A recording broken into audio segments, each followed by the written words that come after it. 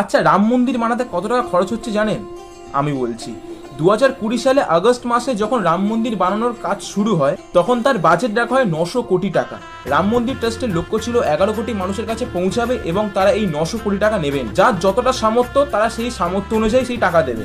কিন্তু তারা যখন সেই টাকাটা তুলতে যায় মাত্র 7 মাসের মধ্যে 900 কোটির জায়গায় 3200 কোটি টাকা উঠে গেছিল, তাও আবার 5 কোটি মানুষের কাছে পৌঁছে। রাম মন্দির ট্রাস্ট এই পুরো টাকাটা এফডি করে দেয় এবং সেই ফিক্সড ডিপোজিট থেকে যেই সুদটা আসে সেই সুদটা দিয়েই রাম মন্দির তীর্থস্থানের যে প্রথম মন্দির সেটাই তৈরি হয়ে যায়। এখন রাম মন্দিরের বাজেট অনেকটাই বেড়ে গেছে, এখন 1800 কোটি টাকা থেকে প্রায় 2000 কোটি টাকা বেড়ে গেছে। আর এখন যদি সেই বাজেট আরো বেড়ে যায় তাতেও আমাদের কোনো অসুবিধা নেই, কারণ ভাই আমাদের প্রভু শ্রী রামের রাম মন্দির তৈরি হচ্ছে ওখানে। জয় শ্রীরাম।